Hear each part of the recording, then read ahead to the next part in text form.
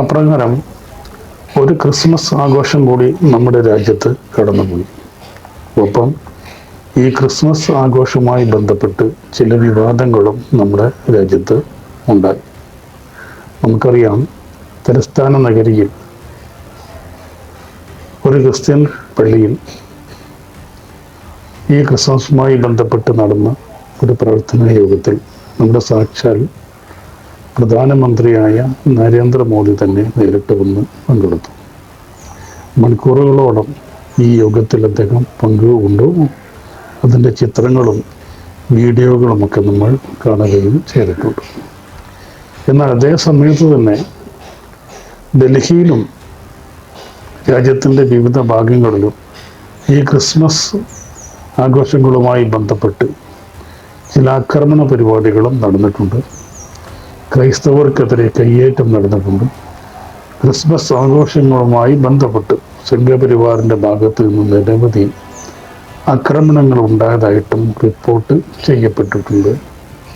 ഇതൊക്കെ നമ്മൾ വാർത്താ മാധ്യമങ്ങളിലൂടെ കണ്ടും വായിച്ചുമൊക്കെ മനസ്സിലാക്കിയിട്ടുള്ളതാണ്. ഇപ്പോൾ നരേന്ദ്രമോദി ഈ പള്ളിക്കകത്ത് ഈ യോഗത്തിൽ പങ്കെടുത്ത് നിൽക്കുന്ന അതേ സമയത്ത് തന്നെയാണ് പുറത്ത് ഡൽഹിയിൽ മറ്റൊരു പള്ളിയിൽ ക്രൈസ്തവർ ക്രിസ്മസുമായി ബന്ധപ്പെട്ട് ഒരു പ്രാർത്ഥനാ യോഗം നടത്തിക്കൊണ്ടിരിക്കെ അങ്ങോട്ട് അതിക്രമിച്ച് കടന്ന ചില സംഘപരിവാർ പ്രവർത്തകർ ഈ പ്രാർത്ഥനയിൽ പങ്കെടുത്തുകൊണ്ടിരുന്ന വിശ്വാസികളെ ഭീഷണിയുടെ മുൾമുനയിൽ നിർത്തിക്കൊണ്ട് അവരെ അങ്ങേയറ്റം ഭീതിയുടെ മുൾമുനയിൽ നിർത്തിക്കൊണ്ട് ചില അക്രമോത്സുകമായ ചോദ്യങ്ങളും മറ്റ് ഭീഷണികളുമൊക്കെയായിട്ട് നേരിട്ടത് നമുക്കറിയാം. ഇങ്ങനെ നിസ്സഹായരായി നിൽക്കുന്ന പാതിരിമാരോടും വിശ്വാസികളോടും അങ്ങേയറ്റം ഭീഷണിയുടെ സ്വരത്തിൽ സംഘപരിവാരങ്ങൾ എന്തൊക്കെയാണ് സംസാരിച്ചത്, എന്തൊക്കെയാണ് ചോദിച്ചത് എന്ന് നമുക്കറിയാം. എങ്ങനെയാണ് യേശുക്രിസ്തുവിൻ്റെ ജനനം? ഒരു സംഘി ചോദിക്കുകയാണ്. യേശുക്രിസ്തുവിൻ്റെ ജനനം നിങ്ങൾ ബൈബിളിൽ പറയുന്നത് പോലെ സാധ്യമാണ്? ഇത് ബയോളജിക്കലായിട്ട് സാധ്യമാണ്? ഒരു ഗൈനക്കോളജിസ്റ്റിനോട് ചോദിച്ച് ഇത് സാധ്യമാണോ എന്ന് ചോദിച്ച് മനസ്സിലാക്കൂ എന്നാണ് സംഗീസം തലക്ക് പിടിച്ച ഒരു സംഘി ഈ പാതിരിയോടും വിശ്വാസികളോടുമൊക്കെ ചോദിക്കുന്നത്. അതായത് ചാണകം കഴിക്കുന്ന സംഗീസം തലയിൽ കയറിയിട്ടുള്ള ഒരു സംഖ്യയാണ് ബയോളജിയും ഗൈനക്കോളജിയും ഒക്കെ സംസാരിക്കുന്നത് എന്ന് മനസ്സിലാവുന്നത് തന്നെ നമ്മളെ സംബന്ധിച്ച് കൗതുകകരമാണ്. ഇങ്ങനെ മണിക്കൂറുകളോളം ഈ പ്രാർത്ഥനാ യോഗത്തിലെ വിശ്വാസികളെയും പാതിരിമാരെയും ഒക്കെ ഭീഷണിയുടെ മുൾമുനയിൽ നിർത്തി കൊല്ലാക്കൊല ചെയ്ത ശേഷമാണ് ഈ സംഖ്യകൾ പുറത്തുപോയത്.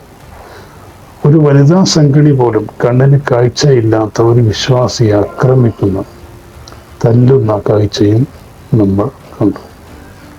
ഇതിന് പുറമെ മഹാരാഷ്ട്രയിൽ, മധ്യപ്രദേശിൽ, ഒഡീഷയിൽ, അങ്ങനെ ഛത്തീസ്ഗഡിൽ, അങ്ങനെ ഇന്ത്യയുടെ പല ഭാഗത്തും ഈ ക്രിസ്മസുമായി ബന്ധപ്പെട്ട് സഹിഷ്ണുതയില്ലാത്ത, ഇതിനെ സഹിഷ്ണുതയോടുകൂടി കാണാൻ കഴിയാത്ത സംഘപരിവാർ ശക്തികൾ ആക്രമണങ്ങൾ അയച്ചുവിടുന്ന കാഴ്ച നമ്മൾ കണ്ടു. പലയിടത്തും ക്രിസ്മസ് ആഘോഷവുമായി ബന്ധപ്പെട്ട് ക്രൈസ്തവ വിശ്വാസികൾക്കെതിരെ, പാതിരിമാർക്കെതിരെ, ഇങ്ങനെയുള്ള ആഘോഷ പരിപാടികൾക്കെതിരെ വലിയ തോതിലുള്ള ആക്രമണമാണ് ഇന്ത്യയുടെ പല ഭാഗത്തും അയച്ചുവിടപ്പെട്ടത് എന്ന് നമുക്കറിയാം. ഡൽഹിയിൽ തന്നെ ഈ ക്രിസ്മസ് ആഘോഷത്തിൻ്റെ ഭാഗമായി തൊപ്പിയും മറ്റും ധരിച്ചു വന്ന, ക്രിസ്മസ് അപ്പൂപ്പൻ്റെ തൊപ്പിയും മറ്റും ധരിച്ചു വന്ന യുവതികളെ സംഘപരിവാരങ്ങൾ ആട്ടി ഓടിച്ച് മർദ്ദിക്കുന്ന കാഴ്ചയും നമ്മൾ ടെലിവിഷനിലൂടെ കണ്ടു. അതോടൊപ്പം തന്നെ ഒഡീഷ എന്ന് പറയുന്ന പ്രദേശത്ത് നിന്ന് വന്ന മറ്റൊരു ഞെട്ടിക്കുന്ന വീഡിയോയും നമ്മൾ കണ്ടു. അതിനകത്ത് നമ്മൾ കാണുന്നത് എന്താ?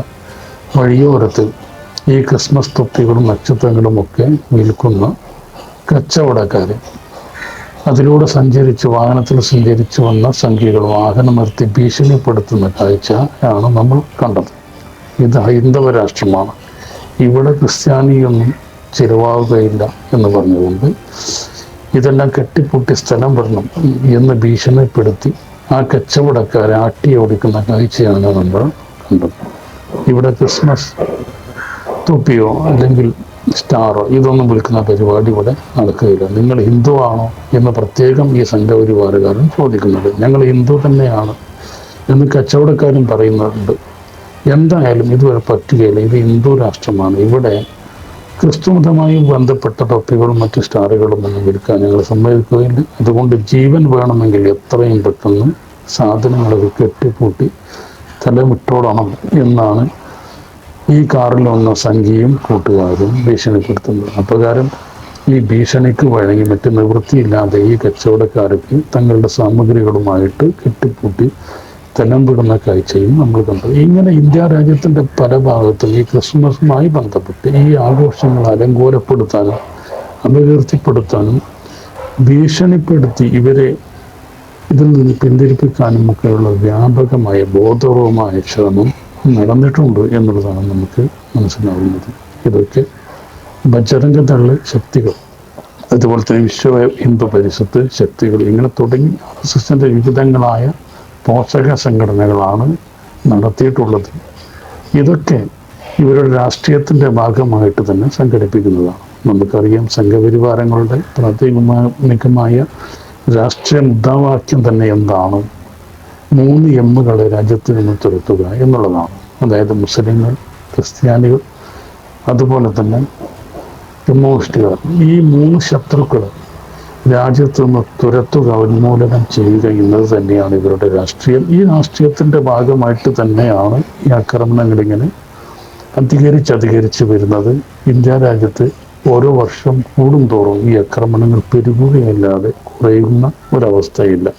ഇതിനൊക്കെ നരേന്ദ്രമോദി അടക്കമുള്ള ഈ സംഘപരിവാറിൻ്റെ തലതൊട്ടപ്പന്മാർ അനുഗ്രഹിക്കുന്നുണ്ട്. അവരുടെ മൗനാനുവാദത്തോടു കൂടിയാണ് ഇതൊക്കെ നടക്കുന്നത് എന്ന് വരെ നമുക്ക് തോന്നിപ്പോകുന്നുണ്ട് എന്നതാണ് വസ്തുത. UP-യിലൊക്കെ നമുക്കറിയാം, അവിടെ ക്രിസ്മസിന് മേലാലാപതി ഉണ്ടായിരിക്കുകയില്ല, സ്കൂളുകളൊക്കെ പ്രവർത്തിക്കണം എന്ന് യോഗി ആദിത്യനാഥ് പറയുന്നു. മാത്രവുമല്ല, വാജ്പേയിയുടെ ജയന്തി ദിനമായിട്ട് ഈ ദിനം ആഘോഷിക്കണം എന്നും പറയുന്നു.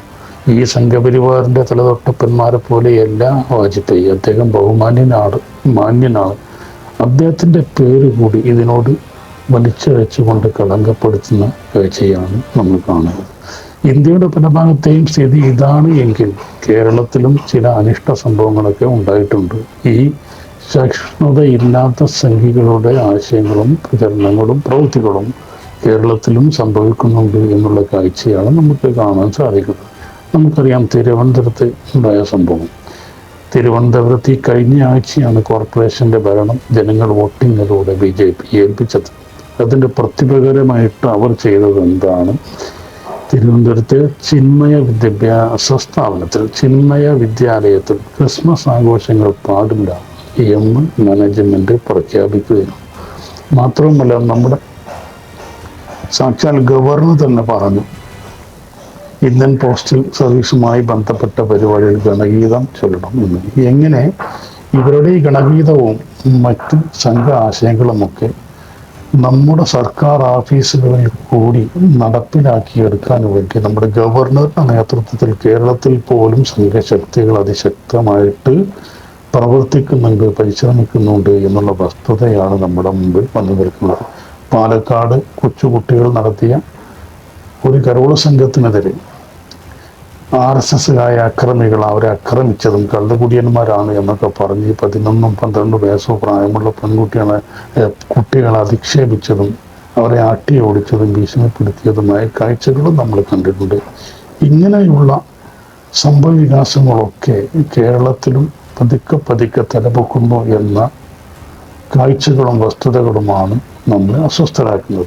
എന്നാൽ ഇതിനെയൊക്കെ പുള്ളി വില പോലും കൽപ്പിക്കാതെ അവഗണിച്ചുകൊണ്ട് അതിഗംഭീരമായിട്ട് തന്നെയാണ് മലയാളികൾ ഈ പ്രാവശ്യവും ക്രിസ്മസ് ആഘോഷങ്ങൾ സംഘടിപ്പിച്ചു. നമ്മളൊക്കെ തന്നെ നമ്മുടെ വിശ്വാസവും നമ്മുടെ ദൈവം, മതം തുടങ്ങിയ ചിന്തകളൊക്കെ തൽക്കാലത്തേക്ക് മറ്റൊരു ഭാഗത്തേക്ക് മാറ്റിവെച്ചുകൊണ്ട് ഈ ക്രിസ്മസ് എന്ന് പറയുന്ന ലോകവ്യാപകമായി ആഘോഷിക്കുന്ന ആഘോഷ പരിപാടികൾ നമ്മളും നടത്തി, നമ്മളും അതിൻ്റെ ഭാഗവാക്കുകളായി കേരളത്തിൽ അങ്ങോളം ഇങ്ങോളം ജാതി മത ഭേദമന്യേ ക്രിസ്മസ് ആഘോഷങ്ങളും മലയാളി ഗംഭീരമായിട്ട് തന്നെ ആഘോഷിക്കും.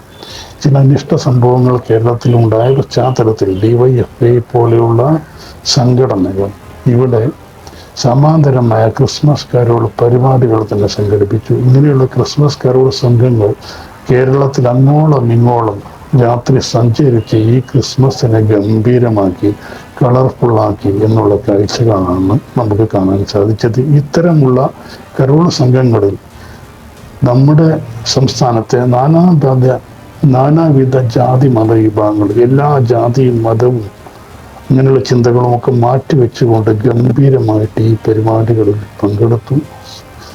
ഈ പരിപാടികൾ അവർ ഭാഗവാക്കുകളായി. അങ്ങനെ ഈ ക്രിസ്മസ് കരോൾ സംഘങ്ങൾ ഒരു പ്രതിഷേധം എന്ന നിലയ്ക്ക് കേരളത്തിൽ അങ്ങോളം ഇങ്ങോളം ഗംഭീരമായി നടത്തപ്പെട്ടു. ഇതിനകത്ത് ജാതി മത രാഷ്ട്രീയ വ്യത്യാസങ്ങളില്ലാതെ എല്ലാവരും പങ്കെടുത്തു. അതിഗംഭീരമായിട്ട് തന്നെ ഈ പ്രാവശ്യവും നമ്മുടെ ക്രിസ്മസ് ആഘോഷങ്ങൾ നമ്മൾ നടത്തുകയുണ്ടായി. ഇത് കേരളമാണ്. ഈ കേരളം ഇങ്ങനെയാണ്. ഇന്ത്യയുടെ മറ്റു ഭാഗങ്ങളിൽ എന്തൊക്കെ തന്നെ സംഭവിച്ചാലും മലയാളികൾക്ക് ജാതി മത വ്യത്യാസങ്ങൾക്ക് അതീതമായ സ്നേഹവും ബന്ധവുമാണ് ഉള്ളത്. അത് ഇനിയും ശക്തമായി ഊട്ടിയുറപ്പിക്കുമെന്ന സന്ദേശം മലയാളി ഈ ലോകത്തിന് നൽകിക്കൊണ്ട് തന്നെയാണ് ഈ പ്രാവശ്യത്തെ ക്രിസ്മസ് ആഘോഷങ്ങൾ അവസാനിച്ചത്.